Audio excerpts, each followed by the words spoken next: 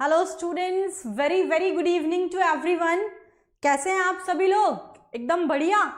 तो हम लोग बच्चे आज के सेशन के अंदर लिविंग वर्ल्ड का सेकंड पार्ट मैं आज आपके साथ शुरू कर रही हूँ। फर्स्ट पार्ट हम लोगों ने कल देखा था, आप सभी लोग मेरे को जानते ही होंगे। This is doctor Shivani Bhargav. मैं रोज रोज यहाँ पर आती हूँ आपको पढ़ाने, अब आप जान गए होंगे। मेरे पास कल भी ये दिक्कत हो रही थी, आज भी मुझे शो नहीं हो रहे हैं नंबर ऑफ स्टूडेंट्स, बट मुझे पता है आप नालायक बच्चे थोड़े से कम ही होंगे। तो फटाफट से लिंक को शेयर करो अपने फ्रेंड्स में, ज्यादा से ज्यादा number of live learners increase कीजिए जल्दी जल्दी, ठीक है। तो बच्चे, इससे पहले कि मैं अपना सेशन स्टार्ट करूं, कल का क्लास, अच्छा अभी जो नए नए बच्चे जुड़े हैं सभी लोग, हमारे पास अभी सफिशिएंट टाइम है, ठीक है। अपनी पढ़ाई को बेहतरीन तरीके से अगर हम शुरुआत करें इनिशियल से, तो हम बहुत अच्छे से अपने टारगेट तक पहुंच सकते हैं। तो लास्ट सेशन में मैंने characteristics of living, growth, reproduction, metabolism, cellular organisation, consciousness क्या है, ये सारा का सारा आपके साथ डिस्कस किया था। कितने स्टूडेंट्स ऐसे हैं जो पढ़कर आए हैं और फटाफट से मेरे को यहाँ पर हैंड्स अप करिए कि हाँ बहुत अच्छे से आप करके आए हो। आज के सेशन के अंदर बहुत इंपॉर्टेंट है binomial system, ICBN international code of botanical nomenclature के रूल्स एंड रेगुलेशंस जो हैं, ट्राइनोमियल सिस्टम, मैं ये सारा कुछ आज आपके साथ अपने सेशन में स्टार्ट करूंगी, ठीक है। उससे पहले कि मैं ये सेशन मैं अपना क्लास स्टार्ट करूं, मैं आपको अपने प्लेटफॉर्म के बारे में फटाफट से कुछ बता देती हूँ। बेटा, यूट्यूब के साथ साथ ही हमारा एक पेड प्लेटफॉर्म है, प्लस प्लेटफॉर्म। वहां पर भी मैं और मेरे साथ इंडिया के 40+ टॉप एजुकेटर्स जो हैं वो आपको बिल्कुल लाइव पढ़ाते हैं। तो आप चाहें तो हम लोगों के साथ वहां जुड़कर भी अपने साल भर नीट की बेहतरीन तैयारी कर सकते हैं। वहां पर आपको डेली लाइव क्लासेस मिलेंगी, और बाय चांस आपकी कोई क्लास छूट जाती है, उस क्लासेस में रिकॉर्डेड वीडियोस भी उसके अवेलेबल होते हैं। वहां पर पूरा स्ट्रक्चर्ड कोर्स होता है। डे 1 पर ही आपको पूरे महीने भर का शेड्यूल मिल जाता है कि कितने बजे कौन सी क्लास और उसके अंदर क्या पढ़ाया जाएगा। साथ ही साथ अपन जो भी पढ़ रहे हैं उसका एनालिसिस बहुत जरूरी है, ठीक है। हमें कितना याद हो रहा है, हम कहाँ गलतियां करते हैं, इसके लिए टेस्ट और क्विजेस का बहुत इंपॉर्टेंट रोल है। तो वहां पर वीकली क्विजेस होते हैं, मंथली क्विजेस होते हैं, टेस्ट वहां पर आपके लिए जाते हैं। बिल्कुल आपको अपनी पोजीशन पता लगती है, क्योंकि वहां लीडर बोर्ड रिजल्ट्स होते हैं, फर्स्ट सेकंड थर्ड पोजीशन में कौन आया, सारी चीजें, वो सिस्टमैटिक पूरा फॉर्मेट वहां पर चलता है। तो लाइव टेस्ट एंड क्विजेस वहां पर आपको देखने मिलते हैं। और सबसे खास बात जो है हमारे इस चैनल की, जो हमें सबसे अलग बनाती है, वो ये कि जस्ट आपको एक सिंगल सब्सक्रिप्शन से, मतलब आपको एक ही बार सब्सक्रिप्शन लेना है। आपने एक सब्सक्रिप्शन लिया तो ऐसा नहीं कि आपने मेरा कोड यूज किया शिवानी, आप सिर्फ मुझसे पढ़ सकते हैं। केवल एकमात्र सब्सक्रिप्शन से जो पूरा सागर है यहाँ पर टॉप फैकल्टीज का, जहां पर 40+ टॉप एजुकेटर्स नीट में आपको फिजिक्स, केमिस्ट्री और बायो के बहुत सारे एजुकेटर्स आपको पढ़ाते हैं, just with a single subscription वो सबके सब आपके लिए अनलॉक हो जाएंगे। जिस भी फैकल्टी से आपका फ्रीक्वेंसी मैच करता हो, जिस भी टॉपिक में, आप उनके साथ पढ़ सकते हैं। ये सबसे अच्छी चीज़ है हमारे इस प्लस प्लेटफॉर्म की, ठीक है। यहाँ पर ये कुछ इंडिया के टॉप मोस्ट एजुकेटर्स दे रखे हैं, जहाँ पर हम लोग पढ़ाते हैं आपको। और यहाँ पर मेरा कोर्स भी चल रहा है प्लस पर। ये बच्चा प्लांट डाइवर्सिटी लिखा हुआ है, एक्चुअली ईयर लॉन्ग कोर्स ही है इसका नाम। यहाँ पर उसमें पहला मॉड्यूल मैंने प्लांट डाइवर्सिटी अभी 16 से शुरू किया था, ठीक है। तो प्लांट डाइवर्सिटी जो है 16 से शुरू किया, उसका पहला मॉड्यूल, ईयर लॉन्ग कोर्स का पहला मॉड्यूल मैं पढ़ा चुकी सुपर 80s के अंदर। सुपर 80s बैच का ही कोर्स है ये, ठीक है बच्चा। और अगर आप हमसे वहां जुड़कर अपने साल भर नीट की बेहतरीन तैयारी करना चाहते हो, तो आपको क्या करना पड़ेगा, आपको सिंपली प्लस को सब्सक्राइब करना पड़ेगा, क्योंकि ये सब प्लस पर अवेलेबल है बेटा। तो प्लस सब्सक्रिप्शन आप कैसे लोगे, आप सिंपली प्ले स्टोर पर जाकर अनअकैडमी के लर्निंग ऐप को आप इंस्टॉल करोगे। जैसे ही आप अनअकैडमी के लर्निंग ऐप को इंस्टॉल करोगे, आपके पास दूसरा ही ऑप्शन प्लस सब्सक्रिप्शन का आएगा। आप प्लस सब्सक्रिप्शन पर क्लिक करोगे तो वो आपसे आपकी स्ट्रीम पूछेगा, क्योंकि यहाँ पर आईएएस, बैंकिंग, बहुत सारी जेई, बहुत सारी तैयारियां यहाँ की जाती है। तो उसमें से आपको आपकी स्ट्रीम चुननी है, दैट इज नीट यूजी। आप जैसे ही नीट यूजी पर क्लिक करेंगे, इस तरीके के सब्सक्रिप्शन ऑप्शंस वहां अवेलेबल होंगे। 1, 3, 6, 12 एंड 24 मंथ के सब्सक्रिप्शन ऑप्शंस अवेलेबल हैं। जितने ज्यादा ड्यूरेशन का सब्सक्रिप्शन, उतना ही ज्यादा कॉस्ट इफेक्टिव। और वैसे भी बेटा, one of the toughest competitive exam में से है नीट। तो अगर आप 11th to 12th moving student है तो कम से कम साल भर आपको चाहिए, और 10th से 11th मूविंग स्टूडेंट है तो आपको 2 साल चाहिए। आप देख सकते हैं 3 महीने का सब्सक्रिप्शन 15,000, 6 महीने का 30,000 का होना चाहिए, बट 30,000 में तो पूरे साल भर का सब्सक्रिप्शन आपको मिल रहा है। और जस्ट आप इसमें 1 मंथ का एक्स्ट्रा पेमेंट कर दीजिए। 1 महीने का एक्स्ट्रा पे करते ही आपको 2 साल का सब्सक्रिप्शन है कि 1 महीने की प्राइस में पूरा 1 साल फ्री मिलेगा, 2 महीने का सब्सक्रिप्शन आपको मिल जाएगा। और सबसे खास चीज, आप इसमें एक कोड आपके लिए आएगा अप्लाई करने के लिए। आप जिसमें जैसे ही मेरा आप ये कोड भरेंगे शिवानी, उससे क्या होगा, इससे आपको फीस पर 10% का डिस्काउंट मिलेगा। ये आपको 27,000 और 32,400 का पड़ेगा फिर 2 साल का। और तो फीस पर 10% का डिस्काउंट प्लस आप सीधा मेरे मेंटरशिप में, मेरे गाइडेंस के अंदर आ जाएंगे। आपका प्लानर डिसाइड करना, शॉर्ट नोट्स कैसे बनाने हैं, मेरे खुद के handwritten notes, ma'am question कहाँ से प्रैक्टिस करूँ, कौन सी बुक लगाऊँ, कोई सी भी बुक नहीं, सारा मैटर मैं आपको वहाँ पर प्रोवाइड करूँगी। आपके सिलेक्शन की जिम्मेदारी कुल मिलाकर जब तक आपको मेडिकल कॉलेज तक नहीं पहुँचाती वो मेरी होगी। मेरे सुपर 80s के लिए भी आप एलिजिबल हो जाएंगे बेटा, ठीक है। इट इज़ दिस, ठीक है बच्चा। चलिए, तो ये तो हमारे सब्सक्रिप्शन के बारे में हुआ। अब मैं मान के चलती हूँ मेरे सारे प्यारे प्यारे बच्चे जो है यहाँ पर, और बेटा अगर आप डे 1 से आप जुड़े हुए, अगर आप मेरे वर्ड टू वर्ड गाइडलाइन को फॉलो करोगे तो आई प्रॉमिस यू गाइस, आपको अपनी मंजिल तक पहुंचाने से, आपको आपके लक्ष्य तक पहुंचाने से कोई भी नहीं रोक सकता। It's my promise to all of you, ठीक है। हम बहुत ज्यादा नहीं पढ़ेंगे, हम इतना नहीं पढ़ेंगे कि हाँ मेरे को जो सारा आता है मैं पूरा ज्ञान आपको यहाँ बरसा दूं। जितना आपको नीट को फाइट करने के लिए किसी भी एक मेडिकल कॉलेज में सीट को, हाँ इस चीज की गारंटी मैं आपको करती हूँ बेटा, एक सिंगल क्वेश्चन मेरी पढ़ाई गई चीज के बाहर नहीं जाएगा। लेकिन ऐसा नहीं मैं बहुत ग्रंथ के ग्रंथ आपको पढ़ाऊंगी ना, हम कंसाइज्ड पढ़ेंगे, लेकिन उतना ये मेरा गारंटी है कि एक सिंगल क्वेश्चन भी आपका यहां से बाहर नहीं जाने वाला है। और हम रेगुलर स्टडी करेंगे, जितना आपने पढ़ा है। पीडीएफ आपको आज ही डिस्क्रिप्शन बॉक्स में अभी नहीं दे रखा, मैं जस्ट अपनी टीम को फॉरवर्ड करती हूँ। नेक्स्ट क्लास से डिस्क्रिप्शन बॉक्स में भी आपको अवेल रहेगा। टेलीग्राम ज्वाइन कर लेना, मैं वहां पर भेज दूंगी अभी, और आपको पूरा प्लेलिस्ट इसका मिल जाएगा। मैं अभी अपनी टीम के साथ कोऑर्डिनेट करके आपको ये मिल जाएगा पीडीएफ, ठीक है। चलो अब सुनो बेटा, मान के चलती हूँ कैरेक्टरिस्टिक ऑफ लिविंग्स आप सबने पढ़ा होगा यार, नंबर ऑफ लाइव लर्नर्स तो इंक्रीज कर दो। ऐसे क्या कर रहे हो, ऐसे क्या कर रहे हो, ठीक है, मजा नहीं आता ऐसे पढ़ने में। फटाफट से number of live learners increase करो, लिंक को ज्यादा से ज्यादा शेयर करो स्टूडेंट्स। चलो बेटा, तो आज जो है मैं आपको टैक्सोनॉमी के बारे में डिस्कस कर रही हूँ। तो पहली चीज तो यहाँ पर जो वर्ड है ना, आपको इससे मतलब समझ में आना चाहिए, टैक्सोनॉमी क्या होता है। तो टैक्सोनॉमी है बेटा, ये 2 वर्ड से मिलके बना है। एक है आपका टैक्सेस, इसको आप तोड़ोगे, और नॉमी, टैक्सेस और नोमोस, इन 2 वर्ड से मिलके बना हुआ है।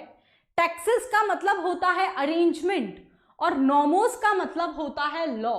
तो arrangement of rules and regulations जहां होता है, ये है आपका taxonomy. It is the study of principle, मतलब जो भी हम क्लासिफिकेशन हम करते हैं किसी भी चीज का, तो ऐसे ही नहीं, कुछ ना कुछ प्रिंसिपल्स होते हैं, उसके प्रोसीजर्स होते हैं। तो क्लासिफिकेशन के प्रिंसिपल एंड प्रोसीजर्स की स्टडी हम टैक्सोनॉमी के अंदर ही करते हैं। ये जो वर्ड है आपका taxonomy, it was proposed by A P de Candolle. उनकी बुक का नाम था theories elementary de la botanica, that is the theory of elementary botany. उसके अंदर उन्होंने ये वर्ड प्रपोज किया था। अच्छा बच्चा, ये आपके सिलेबस में है तो मैंने डाला जरूर है। आप इनकी बुक्स का नाम ना भी याद रखोगे तो काम चल जाएगा, ऐसा नहीं है। बस ये जरूर याद रखना, taxonomy it is the study of principle and procedure of classification, ये हम टैक्सोनॉमी के अंदर करते हैं, ठीक है। नेक्स्ट जो चीज है, wait a second students, taxonomy के अंदर क्या होता है, it include study of following points. इसमें हम क्या क्या स्टडी करते हैं टैक्सोनॉमी के अंदर। तो बच्चे आप किसी भी चीज का मान लीजिए क्लासिफिकेशन दे रहे हैं, तो 4 पॉइंट्स आते हैं। First one is the identification, second one is the nomenclature, third one is the classification, identification, second one is the classification, third one is the nomenclature और एफिनिटीज। क्या होता है ये सुनो, नाम से ही क्लियर हो रहा होगा। आइडेंटिफिकेशन, नाम से मतलब क्या समझते हो आप आइडेंटिफिकेशन का? आइडेंटिफिकेशन नाम से मतलब कि उसे पहचानना, नाम जैसा ही काम है। तो मतलब कोई मान लीजिए नोन या अननोन ग्रुप ऑफ ऑर्गेनिज्म है, तो आइडेंटिफिकेशन जो पहला स्टेप है, इसमें क्या होता है कि आप उसे उस नोन या अननोन ग्रुप ऑफ ऑर्गेनिजम्स में से आइडेंटिफाई करके किसी एक पर्टिकुलर कैटेगरी के अंदर असाइन कर देंगे। दूसरा इसमें दे रखा है, मैं पढ़ के सुनाऊंगी जिसमें आपको एक्सप्लेन करें एक्चुअली होता क्या है। Second one is the classification, sorry nomenclature. Nomenclature क्या, उसका नामकरण संस्कार करना। आपने पहचान लिया, आप उसे कोई एक नॉमेनक्लेचर, कोई एक नाम देंगे, बट नाम ऐसे ही नहीं देते, कुछ रूल्स एंड रेगुलेशंस होते हैं जो बहुत डिटेल में हम आज के सेशन में डिस्कस करेंगे। बट पहले पहचान लिया, कोई भी ग्रुप ऑफ ऑर्गेनिज्म था, नोन या नॉन ग्रुप ऑफ ऑर्गेनिज्म में से आपने उस ऑर्गेनिज्म को पहचाना, that is the identification. Identification के बाद आता है नॉमेनक्लेचर, यानी कि अब उसको आप नामकरण संस्कार करोगे, उसका कोई ना कोई नाम आप उसे देने वाले हैं। थर्ड स्टेप आता है क्लासिफिकेशन, कुछ सिमिलैरिटीज या डिससिमिलैरिटीज के बेस पर आप उसे पर्टिकुलर किसी एक क्लास के अंदर, एक ग्रुप के अंदर क्लासिफाई कर देंगे। और fourth step is the affinities. Affinities, it is the study of inter relationship among the living organism. Living organisms के बीच के इंटर रिलेशनशिप की स्टडी जिसके अंदर हम करते हैं, इट इज द एफिनिटीज। ठीक है, बोर्ड वर्क आप लोग को चाहिए, चलो मैं आज से स्टार्ट जरूर कर देती हूं, लेकिन मुझे चाहिए आपका बहुत सारे कमेंट्स वीडियो के बाद कि you want board work, that's why मैंने ये किया है। ठीक है, मैंने रिप्लाई नहीं किया यो हनी सिंह बेटा, आप मुझे फेसबुक मैसेंजर पर या फिर उस पर आप हाय हेलो करोगे तो बच्चा, मैं बहुत सारे मैसेजेस सिंगल डे में रिसीव करती हूँ। आप डायरेक्टली अपनी बात लिखिए, मैं बिल्कुल आपको रिस्पॉन्ड करूंगी। अनअकैडमी एजुकेटर ऐप पर भी आप मुझे कर सकते हैं। तो सुनो बेटा, अब मैं आपको बताती हूँ कि क्या है। तो 4 स्टेप्स जो थे मेरे हिसाब से, इसमें जहां पर बोर्ड वर्क मैं बिल्कुल करवाऊंगी।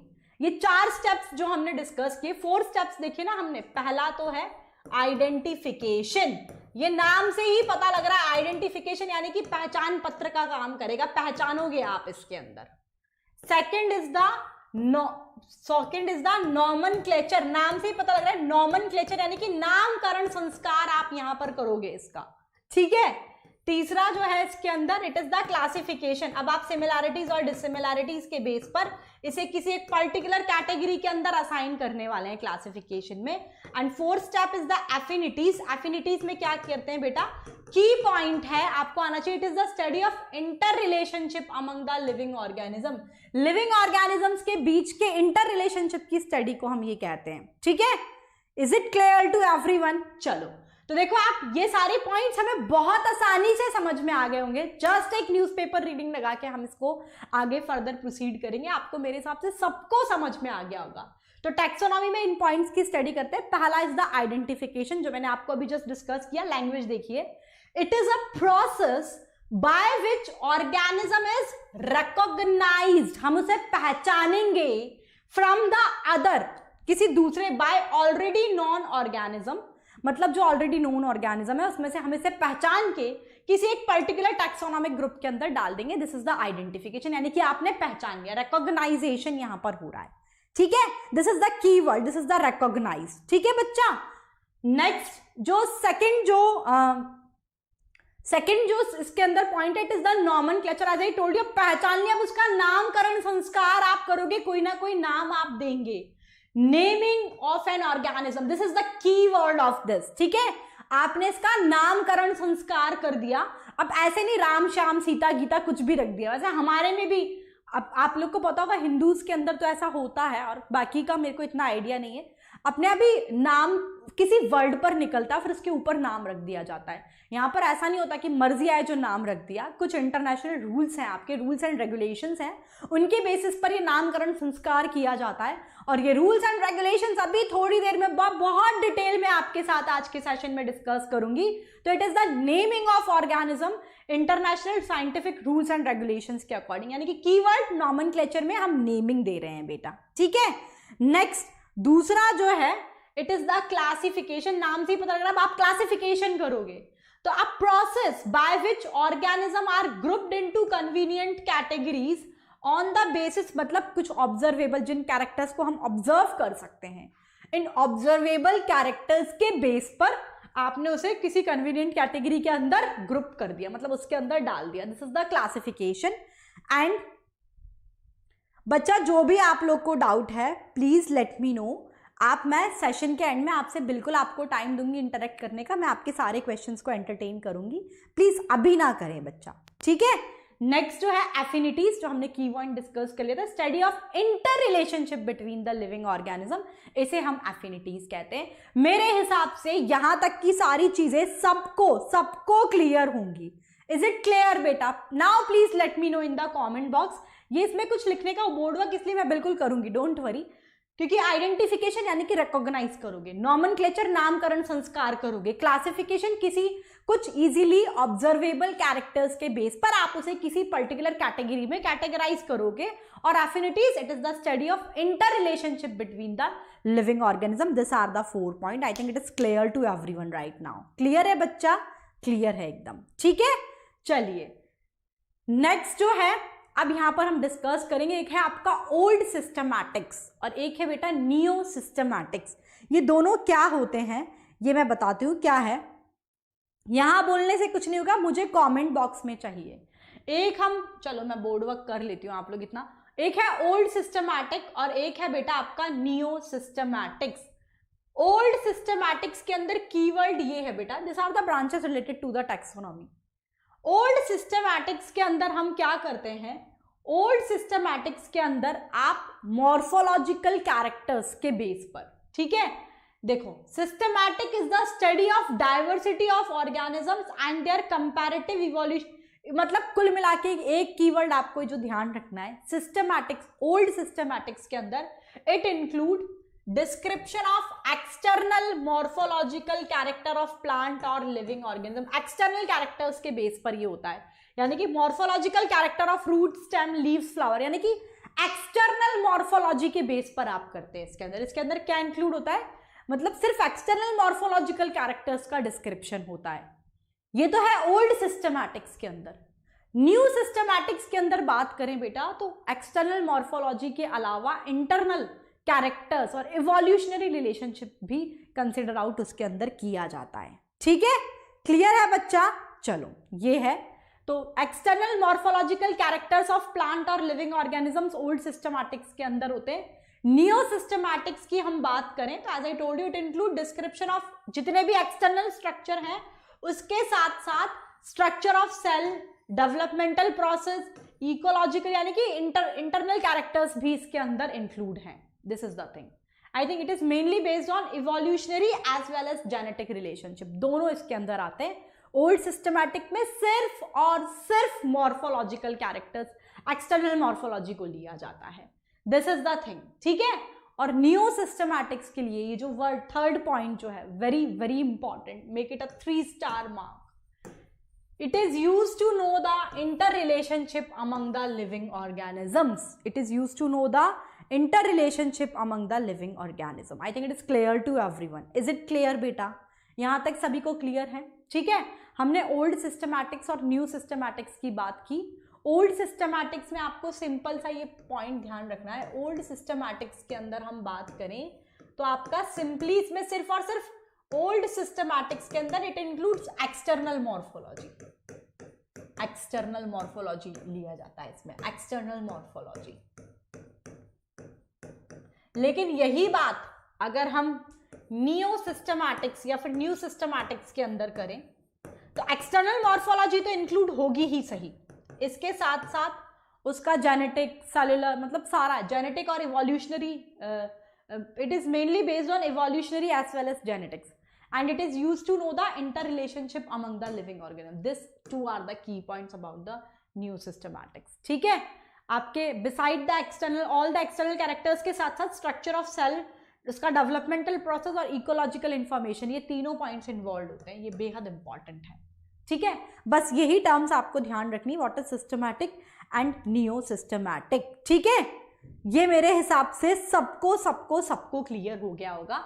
अब बच्चा इसमें जो जूलियन हक्सले जो नाम दे रखा है, सिस्टमैटिक में तो नहीं है, न्यू सिस्टमैटिक जो टर्म है या आप लिख सकते हैं it is a new branch, the name was given by Julian Huxley. एक बार ही पूछा है ये भी, तो आप याद रखना चाहें इसको याद रख सकते हैं. एक बार ही पूछा है बेटा यहाँ से question, new systematic, it was given by Julian Huxley. Is it clear to everyone? It is all about this. यहाँ तक मेरे हिसाब से सबको एकदम क्लियर होगा. ठीक है, नो मैन.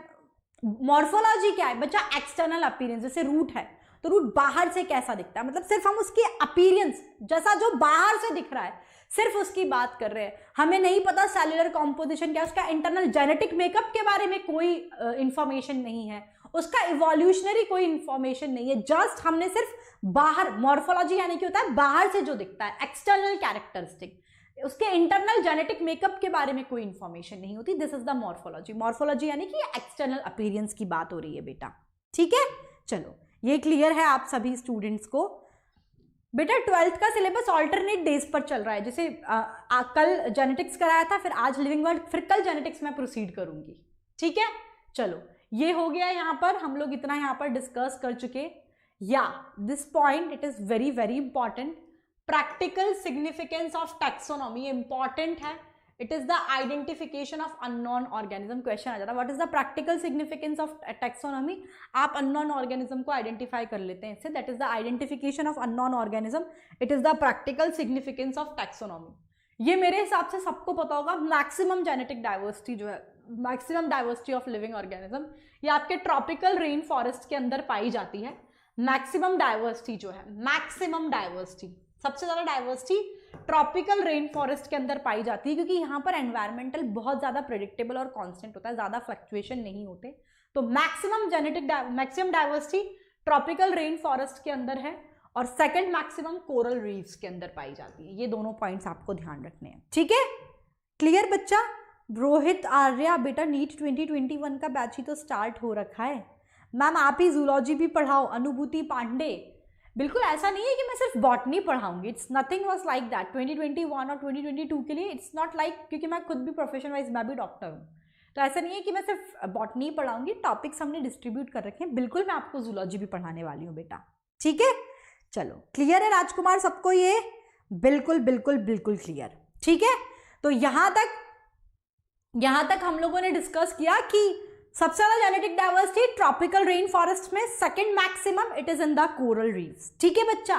नेक्स्ट, अब जब मैं सेशन एंड करूंगी तो हम ना एक क्विक रिकैप जरूर करा करेंगे सेशन के एंड में। पूरे क्लास का मतलब जो भी जो एक्सट्रैक्ट निकलता है वो सारा हम लास्ट का 10 मिनट में हम रिवाइज करेंगे।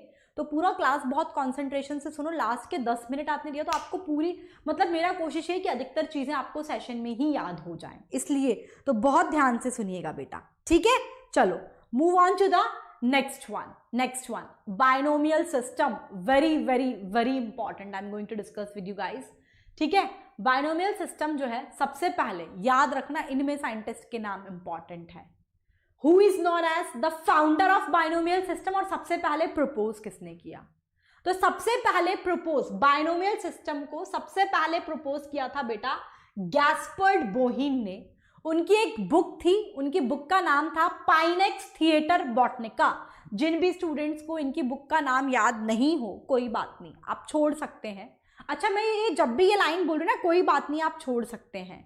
इट वॉज लाइक कि हाँ, अगर जैसे बहुत सारे बच्चे बहुत ज़्यादा याद नहीं कर पा रहे हैं, तो आप ये 95% प्रोबेबिलिटी यहाँ से क्वेश्चन नहीं आता, तो आप स्किप कर सकते हैं। लेकिन सिलेबस में तो मैं पढ़ाऊंगी ज़रूर, ठीक है। लेकिन मैं आपको डिक्टेट करती जाऊंगी सेशंस के ड्यूरेशन में कि आप ये कर सकते हो, ये छोड़ सकते हो। तो बाइनोमियल सिस्टम जो है बेटा, सबसे पहले इसे प्रपोज किया गैस्पर्ड बोहिन ने। लेकिन गैस्पर्ड बोहिन नाम याद रखना जरूरी है। सबसे पहले प्रपोज किया गैस्पर्ड बोहिन ने। उनकी बुक थी पाइनेक्स थिएटर बॉटनिका। और who is known as the founder of binomial system, ये है Linnaeus sir. He is known as the founder of binomial system, क्योंकि इन्होंने सबसे पहले इस नॉमेनक्लेचर को लार्ज स्केल पर इस्तेमाल करके scientific name of plants and animals propose किए। सारे प्लांट्स और एनिमल्स के साइंटिफिक नेम जो है ये लीनियस सर ने दिए, इसीलिए he is known as the founder of binomial system. ये रहा Linnaeus, he is the founder of binomial system. Binomial system के फाउंडर लीनियस सर को कहा जाता है। दिस इज द थिंग, ठीक है। बाइनोमियल सिस्टम में क्या बताया कि सबसे पहले प्रपोज तो गैस्पर्ड बोहिन ने किया था, उनकी बुक थी पाइनेक्स थिएटर बॉटनिका के अंदर। लेकिन लीनियस सर ने सबसे पहले से लार्ज स्केल पर इस्तेमाल करके पूरे प्लांट्स और एनिमल्स के साइंटिफिक नेम इन्होंने प्रपोज किए। That's why he is known as the founder of binomial system. Next, again ये जो मैं पॉइंट आपके साथ डिस्कस करने जा रही हूँ, ये बेहद बेहद बेहद इंपॉर्टेंट है। Make it a 3 star mark. Linnaeus sir ने साइंटिफिक नेम ऑफ प्लांट्स के साइंटिफिक जिस बुक के अंदर दिए, ठीक है, it is the species plantarum. Book का नाम, साइंटिफिक नेम ऑफ प्लांट्स जिस बुक के अंदर दिए वो स्पीशीज प्लांटैरम है उस बुक का नाम। और वो बुक का डेट ऑफ पब्लिकेशन, वो बुक कब पब्लिश हुई थी, इट इज 1 मई 1753, ठीक है।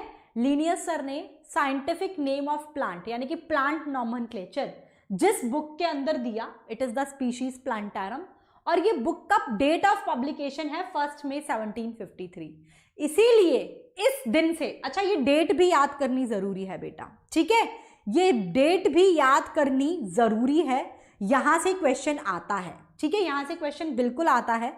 वो ये देखो, मैं आपको यहीं से पढ़ा देती हूँ, आप लोग का डिमांड है, मुझे कमेंट बॉक्स में चाहिए, नहीं तो मैं कल से बोर्ड वर्क बिल्कुल भी नहीं करने वाली कि ma'am we want board work too, ठीक है। तो सबसे पहले मैंने बताया लीनियस सर के बारे में हम बता रहे थे। लीनियस सर को he is known as the founder, पहला की पॉइंट लीनियस सर के बारे में, इन्हें फाउंडर ऑफ बाइनोमियल सिस्टम कहा जाता है। He is known as the founder of binomial system, ठीक है। दूसरा पॉइंट मैंने बताया कि लीनियस सर ने scientific name of plants, scientific name of plants जिस बुक में दिया, और लीनियस सर ने एनिमल्स के साइंटिफिक नेम्स को जिस बुक में प्रपोज किया था, साइंटिफिक नेम ऑफ एनिमल्स,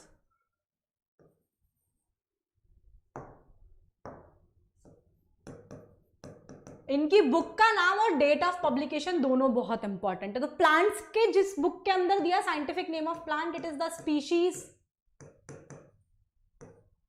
प्लांटारम,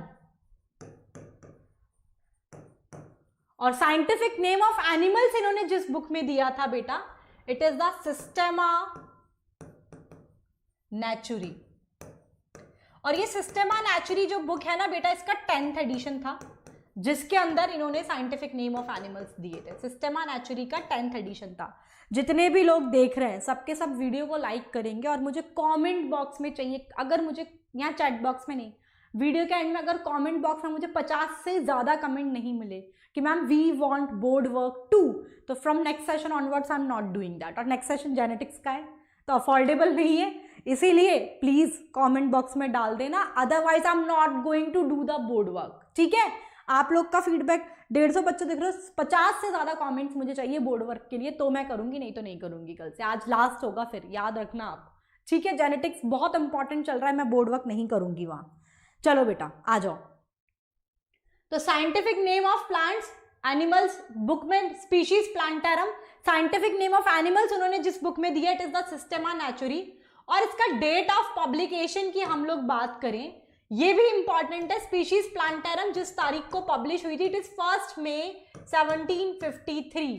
इसीलिए इसी तारीख को, मतलब अगर इस तारीख से पहले किसी प्लांट का नामकरण संस्कार अगर किया गया होगा, नॉमेनक्लेचर अगर किया गया है, तो वो वैलिड नहीं है, क्योंकि ये बुक पब्लिश हुई थी 1 मई 1753 से। तो बाइनोमियल मतलब प्लांट्स का साइंटिफिक इस तारीख से माना जाता है। और ऐसे ही सिस्टेमा नेचुरी, उसका 10th एडिशन था, जिस बुक के अंदर लीनियस सर ने साइंटिफिक नेम ऑफ प्लांट्स दिए थे, एनिमल्स दिए थे। इस बुक का डेट ऑफ पब्लिकेशन, इनमें इंपॉर्टेंट है बेटा, डेट ऑफ पब्लिकेशन भी याद रखना, इट इज 1 अगस्त 1758। अगर किसी भी एनिमल का नाम इस पर्टिकुलर डेट के पहले इसका नामकरण संस्कार किया गया है, तो वो भी वैलिड नहीं होगा, ठीक है। Is it clear to everyone? It is about this, ठीक है। तो ये आप लिख लोगे, scientific name of plant, book का नाम, date of publication, scientific name of animal, book का नाम, date of publication, which is important, ठीक है। जो कि आपको यहाँ पर मैंने पीपीटी के अंदर दे रखा है, तो लिखने की जरूरत नहीं है, आपको मिल जाएगा। साइंटिफिक नेम ऑफ प्लांट और एनिमल्स इन्होंने दिए। साइंटिफिक नेम ऑफ प्लांट्स जिस बुक में प्रपोज किए थे, it is the species plantarum, date of publication 1 मई 1753। तो so this was the initiation of binomial system for plant. तो इसको बाइनोमियल सिस्टम का इनिशिएशन माना जाता है प्लांट्स के लिए। इससे पहले अगर कोई नामकरण संस्कार किया गया होगा, so any name proposed for the plants before this date is not accepted today. Same scientific name of animals, scientific name of animals उन्होंने जिस बुक के अंदर दिए बेटा, it is the Systema Naturae, और ये इस बुक का 10वां 10th एडिशन था। और इस बुक का डेट ऑफ पब्लिकेशन जो है, इट इज 1 अगस्त 1758। और यहां से एनिमल के बाइनोमियल सिस्टम की शुरुआत मानी जाती है, यानी कि initiation of binomial system for animal, इसे 1 अगस्त 1758 से माना गया है। अगर कोई नाम इसके पहले दिया गया तो वो एक्सेप्टेड नहीं होगा। क्लियर है बच्चा सभी को? It is about this, it is about this. ये सारा आपको डेट्स बिल्कुल याद रखना जरूरी है। Scientific name of plant species planterum, date of publication 1 मई 1753, scientific name of animals systema naturica 10th edition, date of publication 1 अगस्त 1758। Should be on your finger tips point. ठीक है बेटा, चलो नेक्स्ट हम लोग ICBN डिस्कस करेंगे। बेहद बेहद बेहद इंपॉर्टेंट। डोंट वरी, पूरा बोर्ड वर्क से पढ़ाने वाली हूं मैं ये, लेकिन अगर आपने कमेंट्स में नहीं किया तो कल से बोर्ड वर्क खत्म है, फिर आपको मैम सिर्फ ऐसे ही पढ़ाएंगी। डोंट वरी, ये तो होगा ही सही, PPT फॉर्मेट पूरा मिलेगा आपको, PDF भी मिल जाएगा इसका, लेकिन एक्सप्लेन करने के लिए मैं बोर्ड वर्क तभी करूंगी जब मुझे इतने कमेंट्स मिलने चाहिए। 50 से ऊपर कमेंट्स चाहिए ma'am, we want board work too. 50 से 49 भी हुए तो नहीं करूंगी। ठीक है, चलो ICBN की हम लोग बात करें बेटा, बेहद इंपॉर्टेंट। पहला क्वेश्चन जो यहां से बनता है वो इसके फुल फॉर्म से ही बनता है। It is the international code of botanical nomenclature, this is the full form of ICBN। यहां से क्वेश्चन बनता है, और I से इंटरनेशनल, C से कोड, B से बॉटनिकल और N से नॉमेनक्लेचर, सबको याद रहता है। यहां पर जो मैं कर रही हूं ना, यही आप स्टार मार्क करना ऑफ पर। वहां जो एग्जामिनर जो गेम खेलता है वो ऑफ से खेलेगा, और NCERT में क्या लिखा है मैं ये भी आपको बता रही हूं। ठीक है, ICBN का एग्जाम में क्वेश्चन बनता है इंटरनेशनल, इसका फुल फॉर्म वो पहला ऑप्शन देता है international code for botanical nomenclature. आप ऑफ और 4 पर तो ध्यान ही नहीं देते हो, आप फटाक से आंसर 1 टिक कर देते हो, जो गलत हो जाता है। और 4th ऑप्शन में देता है international code of botanical nomenclature. तो ये इंटरनेशनल कोड बॉटनिकल नॉमेनक्लेचर सबको याद रहने वाला है। ये ऑफ है मेन चीज, इसको स्टार मार्क कर लेना बेटा, गलती यहां होती है। लेकिन अगर आप NCERT पढ़ोगे, NCERT में 4 ही दे रखा है और वो गलत है, उसको मत याद रखना। वैसे हम खुद आपको एडुकेटर्स यहाँ पर ये चीज़ बोलते हैं कि NCERT में गलत चीज़ भी है तो उसे याद कर लो, एग्जामिनर उसी को सही मानता है, पर इस केस में नहीं मानता। क्वेश्चन ऑलरेडी पूछा जा चुका है, आपको करेक्ट पता होना चाहिए। It is the international code of botanical nomenclature, not 4 botanical nomenclature, और NCERT में गलत ही दे रखा है बेटा। ठीक है, क्लियर है ये? चलो नेक्स्ट जो है अमरजी कुमार, इसके अलावा कुछ भी पढ़ने की जरूरत नहीं पड़ेगी। माय PDF नोट्स जो यहाँ पर मैं आपको अवेल करा रही हूँ, मोर देन सफिशिएंट। ठीक है, कुछ नहीं करना है इसके अलावा, बहुत है ये। ठीक है बच्चा, NCERT ऑथेंटिक है बेटा, बिल्कुल। मैं तो खुद ही कह रही हूँ, हम खुद ही ये बोलते हैं कि NCERT में कोई चीज गलत भी है, बट ऐसा हो चुका है, एग्जाम में क्वेश्चन आया था और उसको फिर नेगेटिव ही माना था। तो ये मैं बोल रही हूँ, तो जो चीजें ये थोड़ा ऐसे गेम खेलते भी है, तो मैं जो बोल रही हूँ आप उस चीज को, आपको आंख बंद करके मुझ पर भरोसा होना चाहिए अगर आप पढ़ रहे हो। तो एक एडुकेटर और स्टूडेंट का और एक डॉक्टर और पेशेंट का ऐसा रिलेशनशिप है जहाँ ट्रस्ट बहुत ज्यादा जरूरी है। तो बेटा ऑफ ही याद रखना है आपको, 4 गलत है, ये याद रखिएगा। ठीक है, तो इसके अंदर जो ICBN जो बॉडी है बेटा, इसमें रूल्स एंड रेगुलेशंस है रिगार्डिंग टू द, मतलब प्लांट का जो नामकरण संस्कार करते हैं ना, उसके सारे रूल्स एंड रेगुलेशंस यहाँ दे रखे हैं। ठीक है, थैंक यू रक्षित। तो अब मैं आपको, आप लोगों का ने जैसे कहा है, मैंने आपको बोला आज मुझे 50 से ऊपर कमेंट नहीं मिले बोर्ड वर्क से, तो मैं कल से नहीं कराऊंगी। किसी कारण से ही आपकी मैम बोल रही होंगी तो प्लीज डू दैट, लेकिन आज मुझे पता है आपको समझ में अच्छा वहीं से आता है, मैं बिल्कुल बोर्ड वर्क करा रही हूँ, लेकिन आप नहीं करोगे। सारा कुछ PPT में है, मैं बाद में जस्ट न्यूज़पेपर रीडिंग लगा के हम स्किप मारेंगे। मुझे पता है आपको यहाँ से अच्छा समझ में आता है, लेकिन मुझे कमेंट्स चाहिए बेटा। ठीक है, आज नहीं मिलेगा तो कल से मैं बोर्ड वर्क करने वाली नहीं। ठीक है,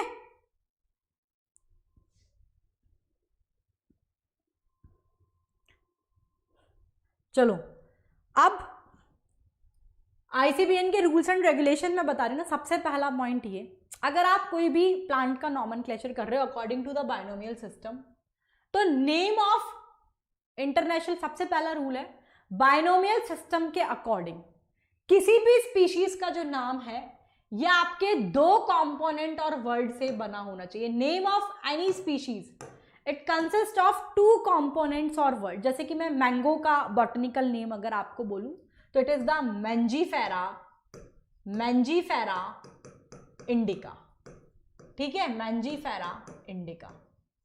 यही बात अगर मैं पोटैटो का बॉटनिकल नाम बोलूं तो it is the Solanum tuberosum, ये बॉटनिकल नेम होते हैं। ठीक है, तो पहला रूल तो क्या कहता है कि बाइनोमियल सिस्टम के अकॉर्डिंग किसी भी स्पीशीज का नाम दो कंपोनेंट का बना होना चाहिए, जैसे कि Mangifera indica, Solanum, tuberosum.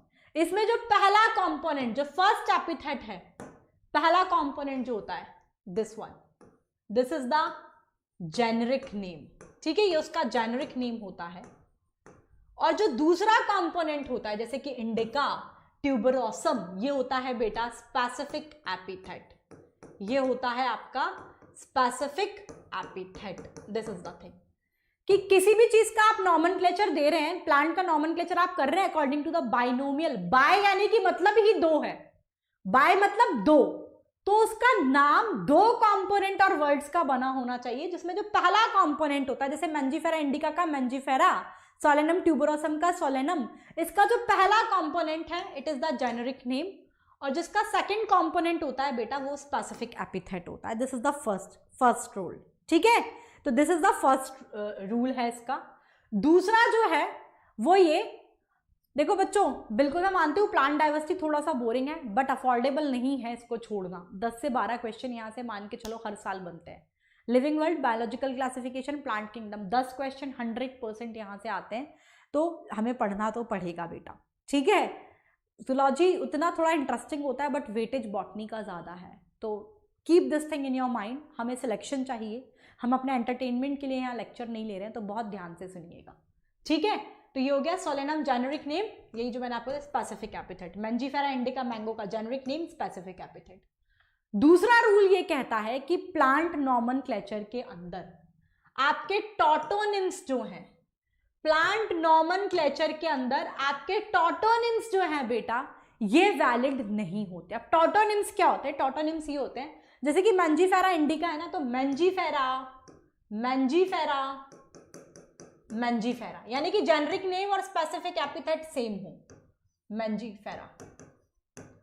Solanum Solanum, generic name भी सोलेनम, स्पेसिफिक एपिथेट भी सोलेनम, इसे कहते हैं टॉटोनिम्स। मेरे हिसाब से समझ में आ गया होगा। टॉटोनिम्स मतलब जेनेरिक नेम और स्पेसिफिक एपिथेट सेम हो।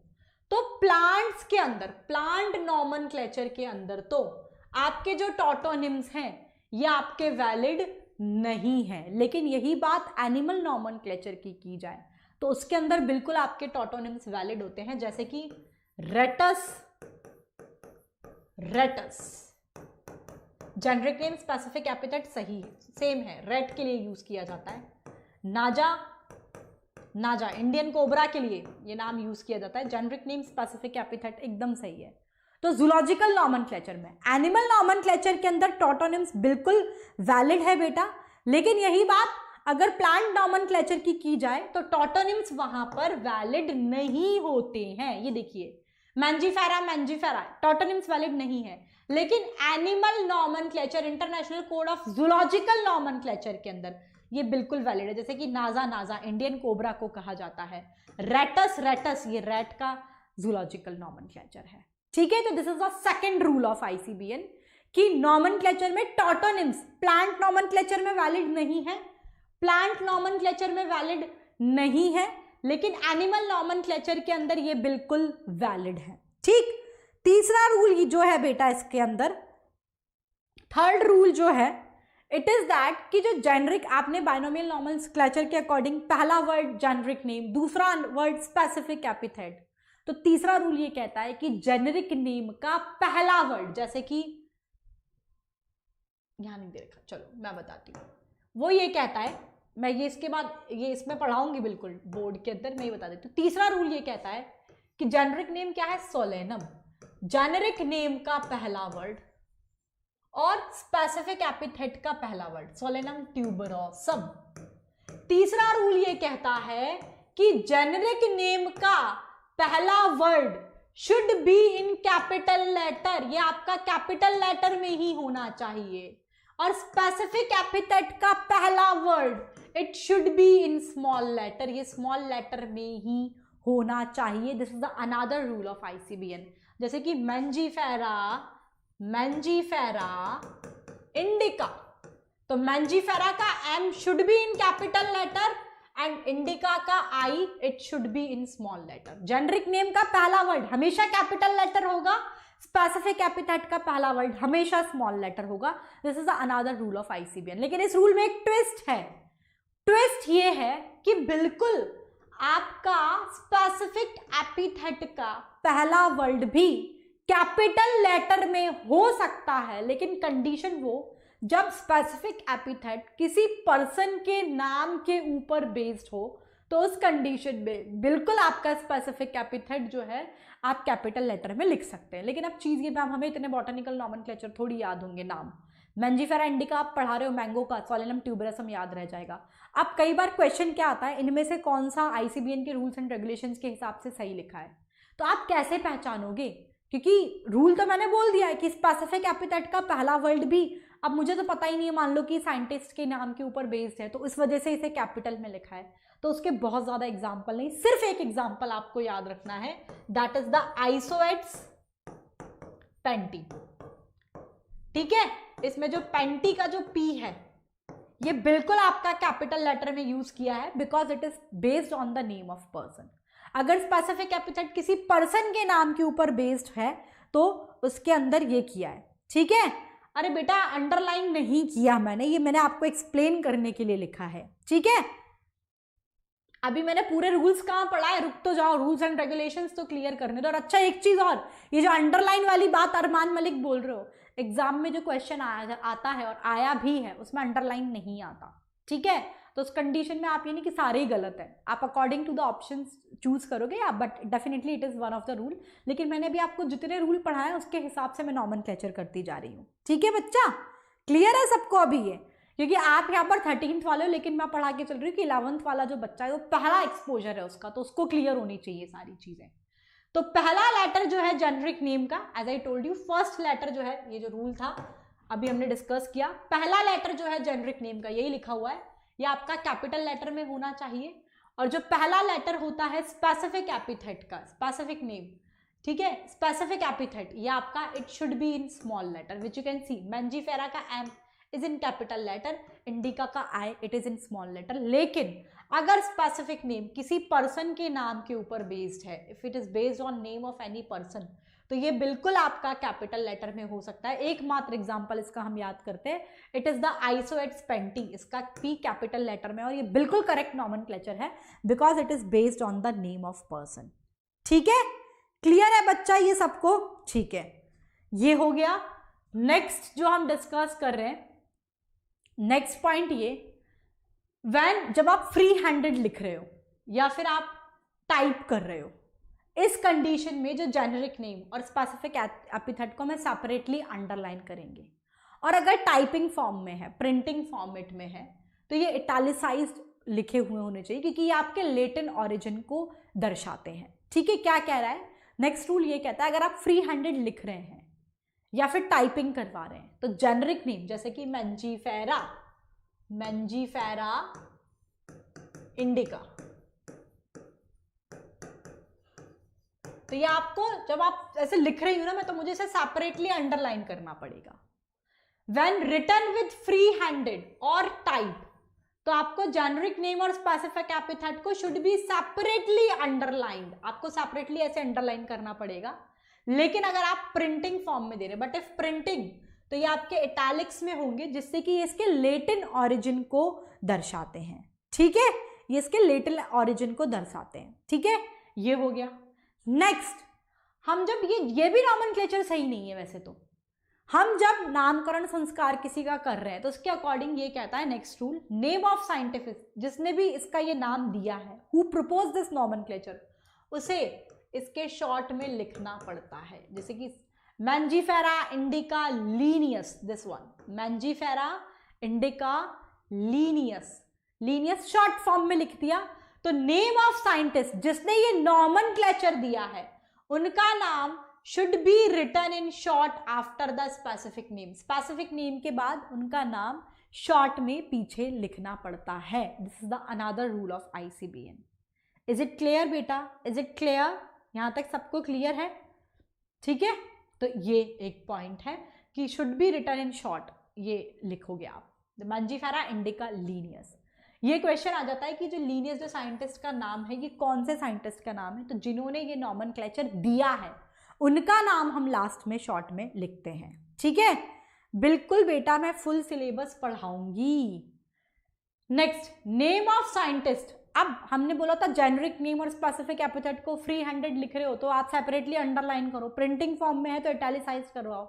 लेकिन साइंटिस्ट का नाम हमने जो शॉर्ट में लिखा है, ना तो इसे सेपरेटली अंडरलाइन किया जाता है, ना इसे इटैलिक फॉर्मेट में लिखते हैं, सिंपल रोमन लेटर में लिखा जाता है। This is the another rule of ICBN.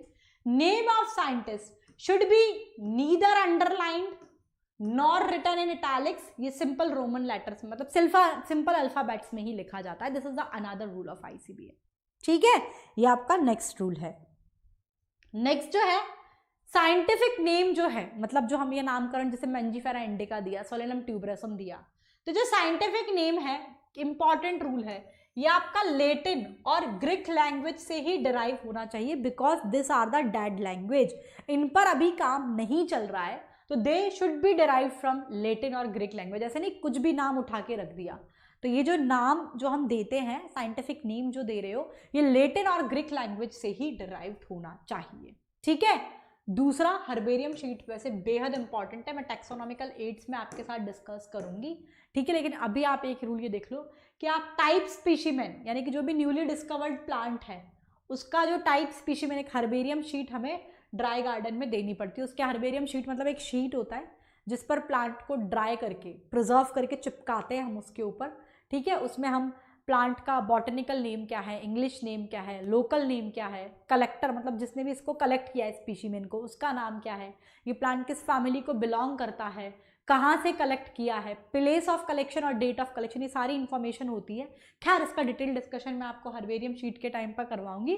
कुल मिला के एक रूल ये है कि इसका टाइप स्पीशीमेन जो है न्यूली डिस्कवर्ड प्लांट का, इसे आपको हर्बेरियम में type specimen should be placed in the herbarium, that is the dry garden, आपको देना पड़ेगा। ठीक है बच्चा, क्लियर है? यहां तक है। It is all about the binomial system and it is all the main rules of ICBN, that is the International Code of Botanical Nomenclature. I think it is clear to everyone right now. clear है बेटा यहाँ तक सभी को? Simply मैं फटाफट से एक बार रूल्स एंड रेगुलेशंस आपके फटाफट से यहाँ पर करवा रही हूँ। क्या बताया मैंने? पहला रूल, बाइनोमियल सिस्टम है ना, बाय यानी कि दो, तो किसी भी स्पीशीज का जो नामकरण संस्कार आप कर रहे हो या आपके दो वर्ड्स का बना होगा। जो पहला वर्ड है वो है जेनरिक नेम और जो दूसरा वर्ड है वो है आपका स्पेसिफिक एपिथेट, जैसे कि मैंजीफेरा इंडिका, मैंजीफेरा इंडिका, या फिर लिखो सोलेनम ट्यूबरोसम, पोटैटो के लिए यूज करते हैं। ठीक है, दिस इज द थिंग कि ये आपका दो वर्ड का बना होगा। पहला वर्ड जो है ये जेनरिक नेम होता है, दूसरा स्पेसिफिक एपिथेट होता है।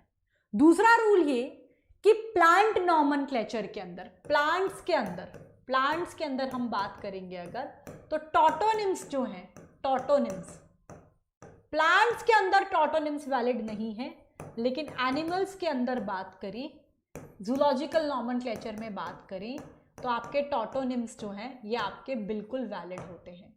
टॉटोनिम्स का मतलब क्या है हमने डिस्कस किया था। टॉटोनिम्स मतलब बेटा जेनरिक नेम और स्पेसिफिक एपिथेट जो है ये।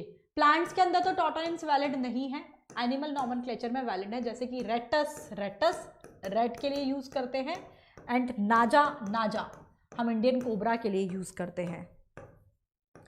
फाइलोजेनेटिक, अरे बच्चा आने तो दो, वहां तक मैं डिस्कस करूंगी सब। ठीक है, क्या बता, ये हो गया। ठीक है, कि ये दूसरा रूल क्या कहता है कि जो जेनरिक नेम है, तीसरा रूल, उसका पहला word should be in capital letter and specific epithet का पहला word should be in small letter.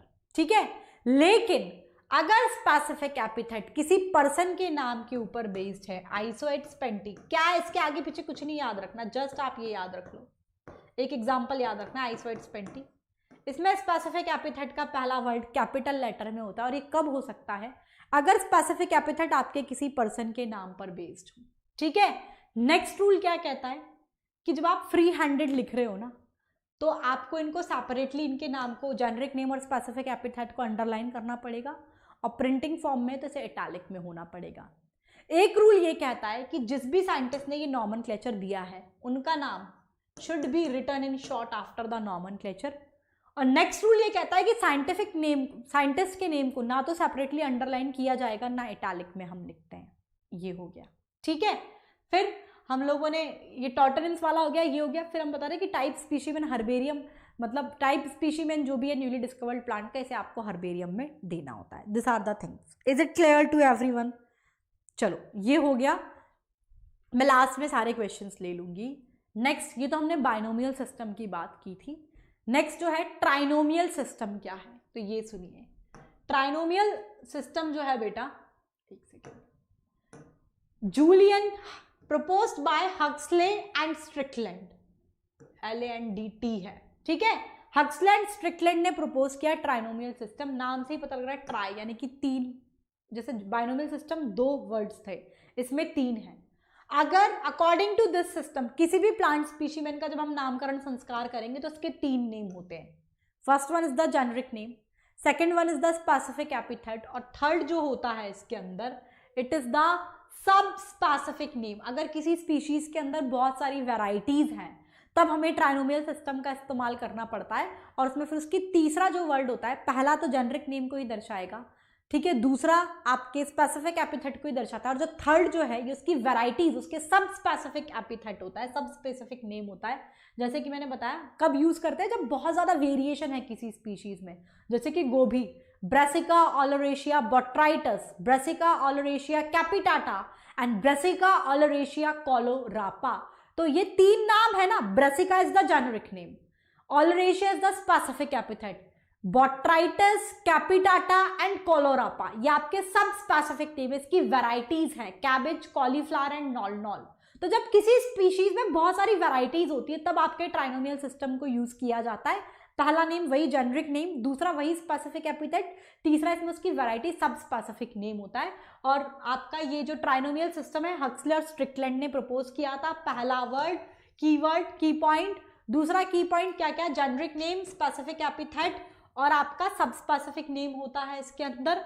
तीसरा कब यूज किया जाता है, जब when any species have large variation, तब आप इसको यूज करते हैं। फोर्थ, इसका ये एकमात्र एग्जांपल आपको ध्यान रखना है, brassica oleracea botrytis, brassica oleracea capitata, brassica oleracea kohlrabi. As I told you, brassica it is the generic name, oleracea it is the specific epithet, botrytis, capitata, kohlrabi ये इसकी वैरायटीज का नाम है।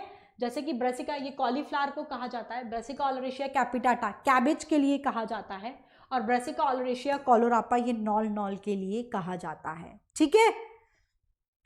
ये दिस आर द थिंग्स, ठीक है। ये मेरे हिसाब से सबको याद हो गए होंगे। Is it clear to everyone? Is it clear to everyone? Please let me know in the comment box. चलो दूसरा, ये कुछ और, जैसे ICBN international code of botanical nomenclature, INCB, it is the, ये ICNB है बेटा, पहली बात तो ये गलत लिखा हुआ है, ICNB it is the international code of nomenclature for bacteria, ठीक है। और एक ICTV है, it is the international committee for the taxonomy of virus. ये आपके कुछ फुल फॉर्म्स और दे रखे हैं, ठीक है। ICNB और ICTV international code of nomenclature for bacteria and international committee for the taxonomy of virus. It is all about this. Is it clear to everyone? It is all about my today's session, ठीक है। बस यहीं तक है। Next session के अंदर मैं आपके साथ क्लासिफिकेशन डिस्कस करूंगी। क्लासिफिकेशन आज नहीं हुआ है, क्लासिफिकेशन हम कल के सेशन में करेंगे। और जिस भी लोगों ने टेलीग्राम ग्रुप नहीं ज्वाइन किया, ज्वाइन कर लो, बहुत इंपॉर्टेंट है। सारे वीडियोस के नोटिफिकेशन आपको यहीं से मिलेंगे। आपको खैर यहाँ पर भी मिल जाएगा PDF, बट वहाँ पर भी मैं अवेलेबल करवाती हूँ, ठीक है। Thank you guys for watching this video. आप मुझे यहाँ पर भी फॉलो कर सकते हैं अपनी किसी क्वेरी के लिए unacademy.com पर, यहाँ पर ये इस पर आप मुझे फॉलो कर सकते हैं। और thank you for watching this video. Please hit the like button, जितने भी लोग हैं सबके लाइक आने चाहिए अगर आपको अच्छा लगा है तो, ठीक है। Please hit the like button. और आपको क्या करना है, पहली चीज, कल से बोर्ड वर्क चाहिए तो मुझे 50 के ऊपर कमेंट चाहिए आज कमेंट बॉक्स में कि ma'am we want board work 2 with the PPT। अगर ये कमेंट नहीं होगा तो कल जेनेटिक्स की क्लास जो हम करेंगे मैं उसमें बोर्ड वर्क नहीं करने वाली हूँ। और जेनेटिक्स बहुत इंपॉर्टेंट है, मुझे पता है बोर्ड वर्क से अच्छा समझ में आता है, बट अगर मैम बोल रही है तो आपको करना पड़ेगा। अगर आपको चाहिए बोर्ड वर्क तो please right in the comment box, ठीक है। तो it is all about this. आप अगर ऐसे वीडियोस को मिस नहीं करना चाहते हैं आप तो क्या करना पड़ेगा, please subscribe to our channel let's crack NEET UG and hit the bell icon, जिससे कि आपको सारे नोटिफिकेशंस मिलते रहेंगे, आप कोई नोटिफिकेशन मिस नहीं करेंगे, ठीक है। और अगर आपको मुझसे पढ़ना अच्छा लगता है, अगर आप सिस्टमैटिक वे में अगर आप नीट की प्रिपरेशन करना चाहते हैं हमारे साथ जुड़कर, मेरी पर्सनल मेंटरशिप में, मेरे पर्सनल गाइडेंस में और मेरे सुपर 80 जैसे एक बेहतरीन प्रोजेक्ट का हिस्सा बनना चाहते हैं, if you are a dedicated and hard working student, तो आपके सिलेक्शन की जिम्मेदारी मेरी है। और वहाँ एंट्री का तरीका वो एक पेड कोर्स है बच्चा, ठीक है, पेड कोर्स है। उसको आपको प्लस चैनल को सब्सक्राइब करना पड़ेगा और सब्सक्राइब करते वक्त मेरा ये कोड फिल करना पड़ेगा, दैट इज शिवानी। इससे आपको फीस पर 10% का डिस्काउंट भी मिलेगा, प्लस आप सीधे सीधे मेरे गाइडेंस के अंदर आ जाएंगे, मेरी पर्सनल मेंटरशिप के अंदर आप नीट की तैयारी करेंगे। और ऐसा नहीं है कि जस्ट आप ये कोड यूज़ करेंगे, एक सब्सक्रिप्शन लेंगे तो आप सिर्फ मुझसे पढ़ सकते हैं, फिर फिजिक्स और केमिस्ट्री का क्या होगा ना, it was not like that.